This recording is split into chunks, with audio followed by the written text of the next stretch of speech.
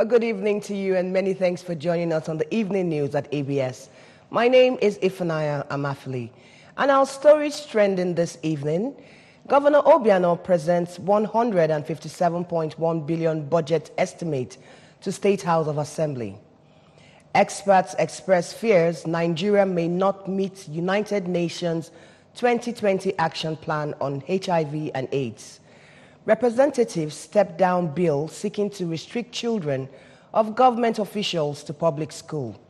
And on the foreign scene, U.S. Department of Justice begins prosecution of 4 persons linked to Panama Papers financial scandal. And we'll go to the news in details. Governor Obiano has presented the 2019 budget draft estimate of 157.1 billion naira. The budget, titled Budget for Sustainable Economic Growth and Youth Empowerment, has 41.3% earmarked as recurrent expenditures and 58.7% for capital expenditure. Our Government House correspondent, Ejike Abana, reports that the Speaker of the State House of Assembly, Barrister Rita Maduagu, presided over the event. Out of the total proposed budget estimate, road construction is estimated at 22.4 billion naira, out of which 1.5 billion naira was mapped for Anambra State Road Maintenance Agency to support ongoing rehabilitation of roads and construction of rural communities. 4 billion naira was allocated to empower up to 10,000 youths through vocational, agriculture, and artisan training programs, as well as the provision of interest-free startup capital to commence their businesses. An additional 2 billion naira has been earmarked to boost the state health insurance scheme to ensure adequate implementation of the program. In education, the state government is projecting a total capital expenditure of 11.9 billion naira. Rendering account of his stewardship, Governor Obiano stressed that his administration hopes to plan a review of their 4-year state development plan and finalize the preparation of 2019 to 2021 medium-term sector strategies across ministries, departments, and agencies, stressing that they will maximize the use of data in planning in the upcoming year. While pleading for prompt passage, the governor added that internally generated revenues for the coming year are projected at 3 billion naira monthly, asking state citizenry to monitor the budget implementation. And finally, we hope to sustain the drive by strengthening the refocusing of investment climate by channeling significant resources towards providing infrastructure and reducing the bureaucratic bottlenecks involved in starting and running businesses in Anambra State. Madam Speaker, honorable lawmakers, the budget seeks to provide a new phase of development for Anambra State. I am, therefore, optimistic that it will be given a speedy consideration and passage to ensure that sustained and steady advancement of our dear state. The Speaker of the State House of Assembly, Barrister Maduagu, stressed that a look at the 2018 budget shows that special attention was given to human and infrastructural development across the state and promised cooperation of Assembly members to ensure continued development of all sectors of the state economy.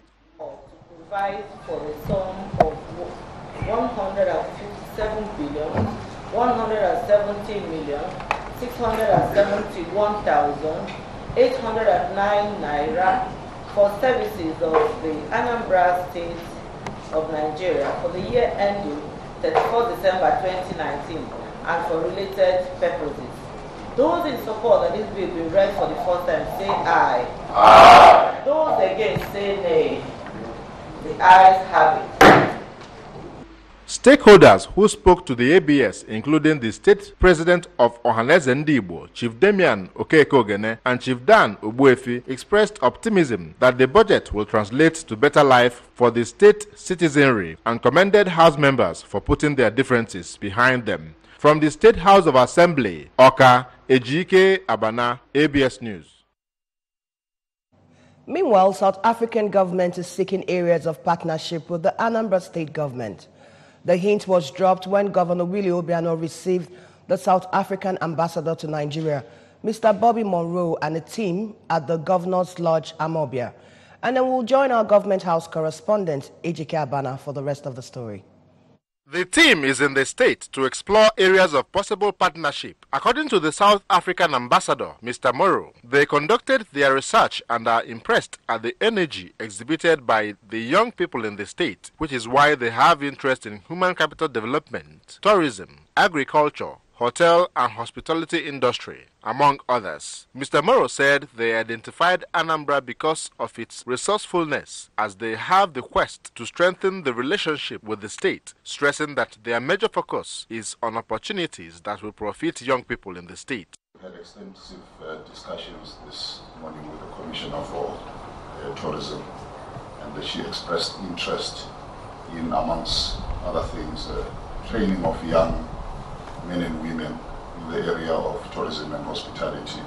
And we avail ourselves to explore that opportunity with the relevant entities in South Africa so that we can accelerate the growth of the economy by making sure that the state of Anambra uses its human capital to ensure that we propel the economy of Anambra.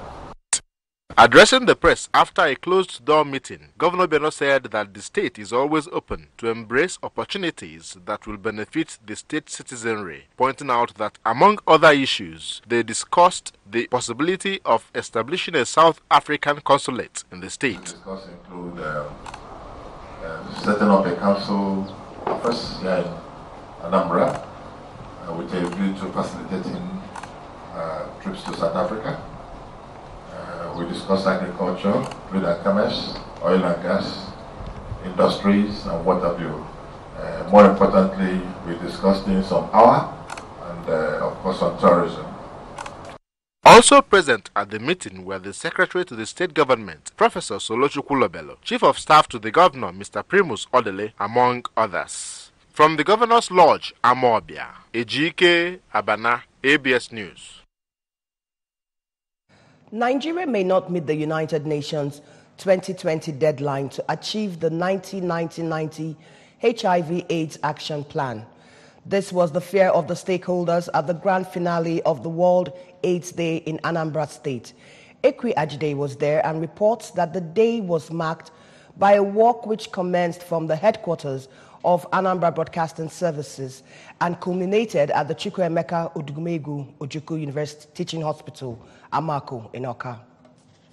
90 action stipulates that 90% of the population should be tested by the year 2020, while 90% of those diagnosed positive should be on lifelong drug by the year 2020, and 90% of those on lifelong drugs must have achieved virus suppression by the year 2020. This figure, according to a 2017 UNAIDS report, says Nigeria, out of the 90% that should be tested, has 38%, those on lifelong drugs 33%, and for those who have achieved virus suppression, the report says Nigeria has no information. According to the Executive Director, Anambra State AIDS Control Agency, Dr. Onyekachukwu Ibezim, Anambra State is working assiduously to realize the 90 target, and so far, no new cases have been detected. Dr. Ibezim, who is also the Special Advisor to the Governor on Indigenous Medicine and Herbal Practices, stated that there are various prevention activities ongoing in all the local government areas of the state, adding that unbelief in various quarters and finance are some of the challenges. Our dream is that nobody gets infected. Our dream also is that everybody that is infected will be under treatment. So we hope that that vision, getting to zero, that Anambra State will not be left out as usual. We always champion any good cause. Dr. Afam Aneme of the state's Ministry of Health said over 95% cases of HIV are caused by sexual relationship and called for more sensitization. He gave stigmatization and non-disclosure as some of the major causes of increase in the epidemic. We've been trying our best through our health workers to keep talking to these women, to keep counseling them so that they disclose. To our men too, so that they disclose to their uninfected wives. The coordinator of the implementing agency, Family Health International 360 Degrees, Dr. Chukwuemeka Amuta, expressed worry that it is 2 years to the deadline, yet Nigeria as a country has nothing to show its readiness to achieving the global target, in spite of some laudable achievements recorded in the war. He enjoined people living with HIV to always stay on their drugs. It will shock you that Nigeria as a country is still at 38% of the number that should actually be tested and know their status. The goal is 90, but we are still at 38. The event was attended by government functionaries, staff of the Ministry of Health, the traditional institution, and representatives from the implementing agency, as well as Barrister Pat Nwobo Ibene of the Society for Family Health. Ekwi Ajude, ABS News. 14 deacons have been made priests in the Anglican Diocese of Agwata during an Advent ordination presided over by the Bishop of the Diocese, Right Reverend Samuel Ezeofo. Our correspondent Chibuzo Obidike, who covered the event for the ABS, now reports. At the Cathedral Church of St. John, Ekulobia, in Agwata local government area, Bishop Ezeofo charged the new priest to accept the Holy Scriptures as revealing all things necessary for eternal salvation through faith in Jesus Christ. He charged them to be determined and be diligent in their reading and study of the Holy Scriptures, and in seeking the knowledge of its teachings that will make them stronger and more able ministers of God. Bishop Ezeofo urged the new priests to always believe in the doctrine of the Christian faith, in addition to respecting the constituted authorities. The Anglican prelate, who stressed the need for the ministers of God to always use their vocation in promoting peace and unity, urged them to fashion their life and that of their household in the way of Christ. Look up to the person who called them into the ministry. The ministry belongs to God. They should look up to Him, be faithful to Him, obey Him, and then He will help them to make a success of the ministry. Earlier in a sermon, the ordination retreatant, Venerable Godi Eze, from the Anglican Diocese of Nsukka, who spoke on the topic, the endangered church, regretted that dangerous hunters do exist in the church and called for all hands to be on deck to save the church from further disintegration. He encouraged the newly ordained priests to preach the gospel of God without fear or favor, as God has raised them to become His messengers. The answer is that we have some dangerous hunters. And they don't go to the bush to hunt. They don't go any other place. You are the target. Your family is the target. The church is the target. But I pray today that these dangerous hunters, they have missed their way. I said they can't get you. I said they can't get this church of Jesus. In their various interviews, 3 of the newly ordained priests, Reverends Chibuike Ekwonye, Victor Ezedinachi, and Samuel Okpala, acknowledged that it was indeed a great moment of joy for them, assuring that they will put in their best for the growth and development of the church and society at large. Who say you forgive, they are forgiven. And who say you return, they are returned.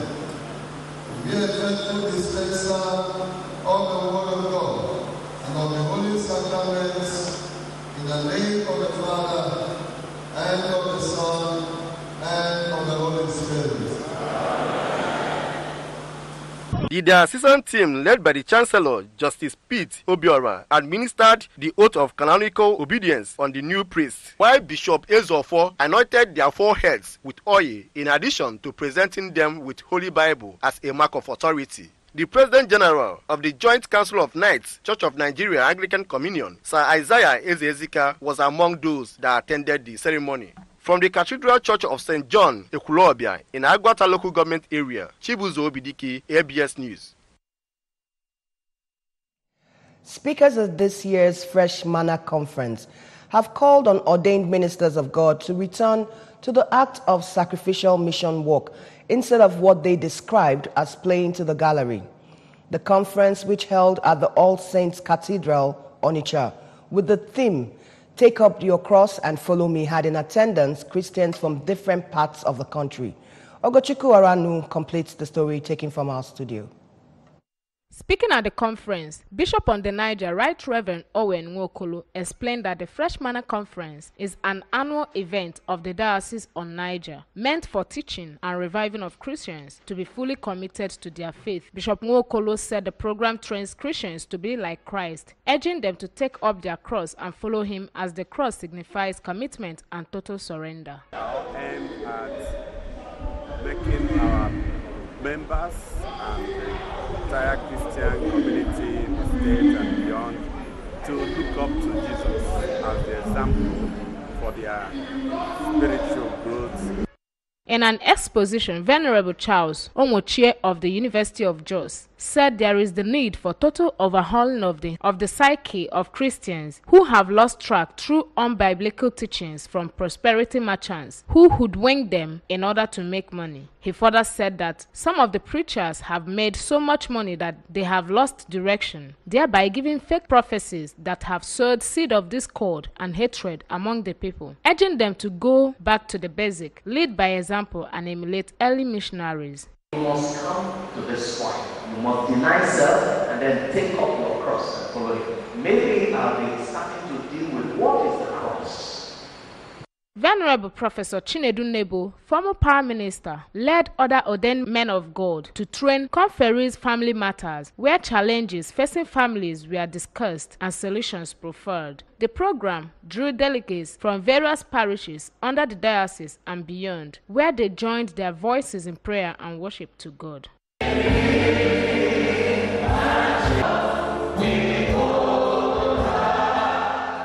Some of the delegates, namely Chioma Obinwa, Mr. Shedrack, and Charles Amajuoyi, said the event offered them another opportunity for sober reflection and spiritual rejuvenation. Because many of us that thought we've known all, we are seeing more mysteries about God in this conference. What do you think about how you can be on your own private business? Recycling something. He teach us how you can be on your own private recycling, like waterproof and picking off papers and go and recycling it to use it to do many other things. The Speaker House of Representatives, Yakubu Dogara, has stood down a bill seeking to restrict children of government officials to public schools. Dogara, who noted that the bill was presented over a year ago, stood it down based on the demands by members. During the second reading of the bill at the plenary today, the sponsor, Mr. Segai Sajes Ogun, rose to lead the debate on the bill. But another member, Mr. Ozioma Abonta, raised the point of order to say that the aim of the bill might infringe on the rights of Nigerians. The majority leader, Mr. Femi Gbajabimila, agreed with Abonta and added that it might prevent Nigerians from exercising their rights of choice, movement, privacy, and family life, amongst others. Ogun, who was angered by the ruling, threatened to address the media and embark on a roadshow over the bill. The Ogun State Area Command of the Nigerian Customs Service has seized 67 used vehicles, popularly known as Tokumbo, and 1,065 bags of foreign rice smuggled into the country through various illegal routes at the Idiroko border access in November this year. The Area Comptroller, Ogun State, Michael Agbara, disclosed this yesterday while briefing journalists about the activities of the command. Agbara, who said the command had stepped up its anti-smuggling activities given the yellow tide period, added that 119 kegs of vegetable oil, 171 pairs of used footwears, 15 bales of second-hand clothing, 30 cartons of frozen poultry products were equally seized within the period under review. Agbara said the whole seizure had a duty payable value of over 395 million naira. And on the foreign scene, the U.S. Department of Justice has filed charges against 4 individuals, one a U.S. citizen, in connection with their alleged roles in a decade-long criminal scheme perpetrated by Mossack Fonseca & Co., a Panamanian global law firm. The case is part of an investigation stemming from the Panama Papers, a massive leak of financial details about secret offshore accounts in 2016. Richard Gaffey, a U.S. citizen, Ramsey Owens, age 50, of Panama, and Dick Brower, age 54, and Harold Joachim van der Golf, age 81, both German citizens, were charged in an indictment unsealed yesterday, according to a Department of Justice press release. 3 of the 4 defendants named in the indictment have been arrested, and Owens, a Panama-based lawyer, remains at large. And moving over to the sports scene, in a bid to reposition the sports sector and positively engage the youths, the state government has launched the Anambra football season, which will from henceforth be an annual ritual in the state. And we'll join our correspondent, Emmanuel Okonkwo, for the rest of that story. Of the football season, which was officially flagged off at St. Mary High School, Ifitedunu, Dunukofia local government area, will feature primary schools, secondary schools, tertiary institutions, security agencies, traders groups, among others, and will be rounded off on the 27th of May 2019. The football competition is aimed at producing a formidable football team that would represent the state both locally and internationally. In his address, the state governor, Chief Willie Obiano, represented by his deputy, Dr. Nkemo Keke, who commended the chairman of the State Sports Development Commission for the initiative, explained that the competition is targeted at discovering and harnessing young talents in the football world. Governor Willie Obiano charged all the groups participating in the competition to imbibe the spirit of sportsmanship and to play according to rules guiding the game. During our tournament, we begin to discover talents. And what we need to do is, once we discover them, we encourage them to do better. And I believe that this is also keeping kids active, keeping kids away from criminality.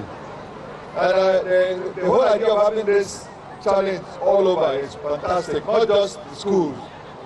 We also have a market competition. We also have the security challenge.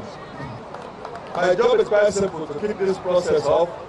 I pray for wonderful tournaments, and I hope by next year, when we do the finals, I'll be able to attend one of them. I wish everybody success, and I hope the best, let the best team win. Let the best team win. Speaking, the chairman of the State Sports Development Commission, Mr. Tony Oli, who disclosed that the competition is now an annual event in the state as done in the Western world, assured all the participating groups of a fair and transparent game. We are starting a journey to create a football season for the state. The football season is starting November 30th. That's the day we will have launched it. Here in Anambra State, we have established our own football season, not like we have in Europe and we have in other international footballing nations. In an interview, the President General of Isuaniocha Community in Oka North local government area, Chief Tony Onyagolo, commended the state government on the initiative, which he said will help in creating bond of unity among schools, communities, and other institutions in the state, and as well aid identification of talents among school children, especially those at the hinterland. So, the kick-off Ebido today, there are nearly some communities at least. I've been a community in a scale, but Amaro, oh, they are organized. I do one skills. Before you know it, Anambra produce on the Europe. So it is 1,000 miles they go from one step. So the step Anambra taking is very, very good. The event featured unveiling of awards for the competition, ceremonial signing of the football, and handing over of same to representatives of various groups that would participate in the game by Governor Willie Obiano. From St. Mary High School, Ifitedunu, in Dunukofia local government area, I am Emmanuel Okonkwo, reporting for ABS News. Now remember that you can follow our news and programs on ABS from any part of the world simply by logging onto our website, which is www.absradiotv.com, or like us on our Facebook page at www.facebook.com/ABS Radio Television, or follow us on our Twitter and Instagram handle at ABS Radio TV. Now, before we end the news, we'll go through our stories trending for this evening. Governor Obiano has presented 157.1 billion budget estimate to State House of Assembly. The budget estimate is titled Budget for Sustainable Economic Growth and Youth Empowerment. Experts express fear Nigeria may not meet United Nations 2020 Action Plan on HIV/AIDS. Representatives step down bill seeking to restrict children of government officials to public schools. And on the foreign scene, U.S. Department of Justice begins prosecution of 4 persons linked to Panama Papers financial scandal. And with that, we'll come to the wrap of the news this evening. Many thanks for being with us. My name is Ifunanya Amafili. Do have a pleasant evening.